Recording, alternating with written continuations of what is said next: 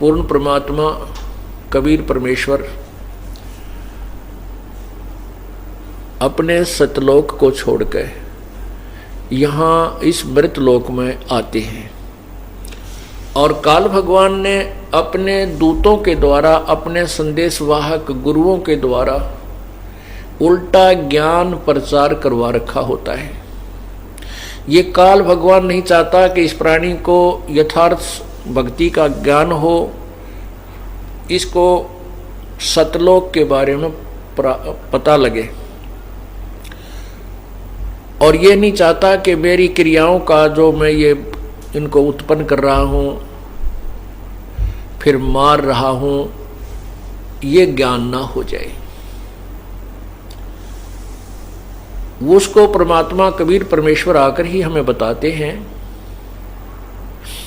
कि आप जिन परमात्माओं की, भगवानों की भक्ति कर रहे हो, इनसे तुम पूर्ण मोक्ष प्राप्त नहीं कर सकते, काल के जाल में ही रहोगे। और इन परमात्माओं से, इन भगवानों से तुम्हारा 3 ताप का दुख भी नहीं मिट सकता। उसके लिए कहते हैं तुम कौन राम का जपते जापम और ताते कटे न ये 3 तापम। तुम किस भगवान की, किन भगवानों की भक्ति कर रहे हो? जिन भगवानों की तुम भक्ति कर रहे हो उनसे तो तुम्हारे 3 ताप भी नष्ट नहीं हो सकते। 3 ताप कैसे होते हैं? जैसे किसी देव का रुष्ट हो जाना,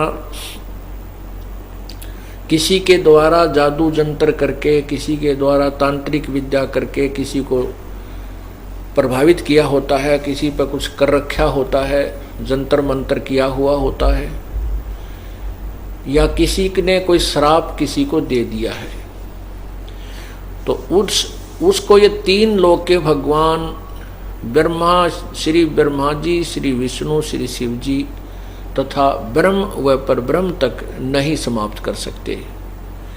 इनको पूर्ण परमात्मा, पूर्ण ब्रह्म, सारी सृष्टि के रचनहार कबीर परमेश्वर ही नष्ट कर सकते हैं। एक उदाहरण देते हैं, जैसे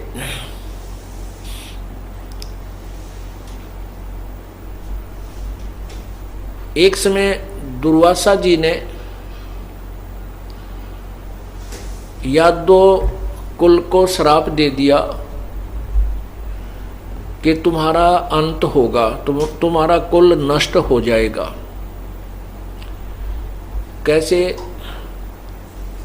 दुर्वासा जी वैसे श्री कृष्ण जी के आध्यात्मिक गुरु थे। संदीपनी जी वो केवल अक्षर ज्ञान विद्या के गुरु थे। एक समय दुर्वासा जो संत ऋषि थे, द्वारिका नगरी के बाहर बनी में विराजमान हुए। बनी कहते हैं एक छोटा जंगल, छोटा वन, जो गांव के आसपास, पहले पुराने समय में बहुत ज़्यादा जंगल होते थे आसपास, और उसके बाद फिर खेत होते थे। जंगल चारों तरफ आसपास छोटा सा जंगल होता था, उसको बनी बोलते थे, हुआ करता था। ये हमने भी देखा, हमारे ग्रामों के आसपास हुआ करता था। अब तो फ्लड के कारण नष्ट वष्ट हो गए, नहीं तो बहुत अच्छा चारों तरफ आधा किलोमीटर लगभग चारों तरफ बहुत अच्छा बनसा होता था, उसको बनी बोलते थे। उसके बाद खेत शुरू हो जाते थे जो उपज के लिए तैयार किए जाते थे। तो उस बनी में आकर के दुर्वासा जी बैठ गए। उधर से यादव लोग श्री कृष्ण जी की महिमा से बहुत ज़्यादा प्रभावित थे। जैसे श्री कृष्ण जी ने कंस को मार दिया था, और शिशुपाल को का जो है ना सुदर्शन चक्र से उसका सिर काट दिया था। जरासिंह को मार दिया था, काल्यावन को भी मुचकंद के द्वारा मरवा दिया था। और भी बहुत से ऐसी लीलाएं की, जैसे गोवर्धन पर्वत को भी उठा लिया था, उसको गिरिराज को उठा लिया था। तो इस कारण से यादव लोग जो भगवान श्री कृष्ण के वंशज थे वो इतने अभिमानी हो गए कि हमारे साथ भगवान श्री कृष्ण जी हैं, हमारा कोई कुछ नहीं कर सकता, ये संत कुछ नहीं, ये भगवान है, श्री कृष्ण जी भगवान है और अन्य तो संत हैं। तो इसलिए उन्होंने आम साधु संत ऋषि का अनादर करना प्रारंभ कर दिया, उनके साथ ठीक व्यवहार नहीं करते थे। पुण्यात्माओं, ये जो सारी कहानी होती है, जैसे भगवान श्री कृष्ण जी ने जो जो भी लीलाएं की, ये इनके जीवन में पूर्व निर्धारित थी।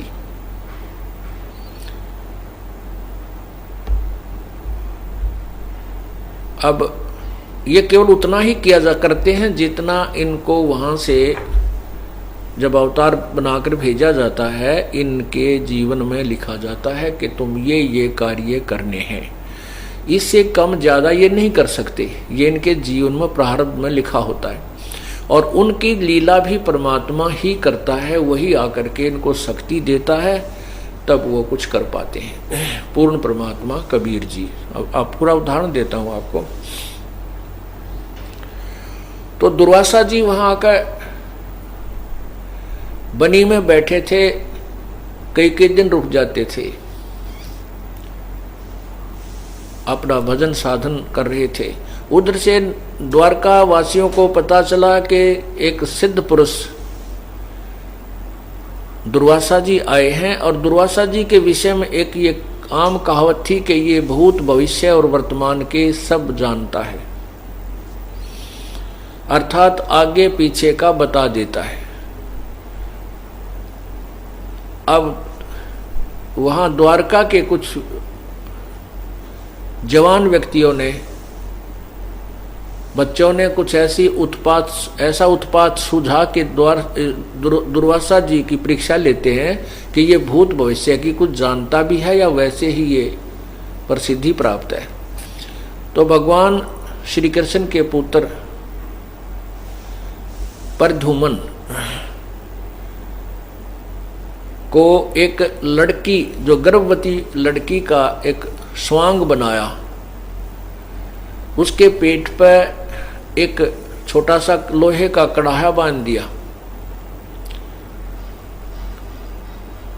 छोटा सा कड़ाहा, छोटी सी जो कढ़ाई होती है 2-4 आदमियों का छौंक लाने की, वो इस तरह का कढ़ाया बांध दिया, कढ़ाई बांध दी और ऊपर के लोगड़ रुई बांध के कपड़ा बांध दिया और फिर उसके ऊपर के वहाँ की द्वारका की स्त्रियों वाले कपड़े पहना दिए, अर्थात एक गर्भवती लड़की का स्वांग बनाया। उसका एक नकली पति बना लिया और 10-20 व्यक्ति उनके साथ दुर्वासा जी के पास बनी में पहुंचे, जहां उनका डेरा लगा हुआ था, विराजमान थे।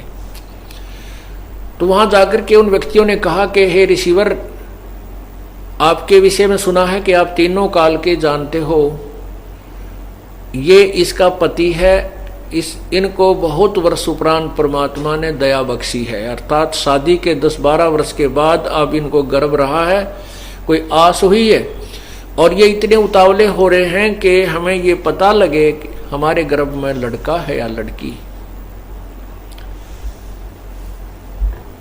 अब दुर्वासा जी ने ध्यान से देखा तो वो तो एक बकवाद करने आए थे।